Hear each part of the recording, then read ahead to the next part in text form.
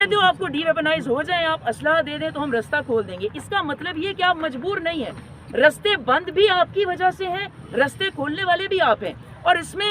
ہمارا کوئی کردار نہیں ہے کہ ہم ڈی ویپنائز ہو جائیں یا ہم ویپنائز رہیں اس کے بعد آپ کوئی ایکشن لیں گے۔ ہماری جان کا، ہمارے مال کا تحفظ کرنا ہمارا آئینی حق ہے اور آپ کی ذمہ داری ہے، اس کو تو بغیر کسی شرط کے آپ کو ہمیں ہمارے آئینی حق کو فراہم کرنا چاہیے، ہماری جان کو تحفظ دینا چاہیے۔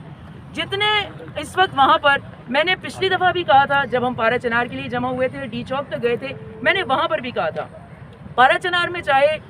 مفتی شاہ نواز ہو جو ویڈیو بیان دیتا ہے کہ اچھا کر رہے ہو جو کر رہے ہو لیکن ویڈیو نہ بنایا کرو، یا جو وہاں پر دیگر کاظم گروپ ہے یا افغانستان سے جو طالبان آ رہے ہیں، کسی بھی تکفیری گروپ کی، کسی طالبان کی، کسی کی مجال ہی نہیں ہے۔ ایک گروپ ایک ریاست کے سامنے، اور وہ ریاست جو دنیا کی بہترین آرمیز میں جس کا شمار ہوتا ہو،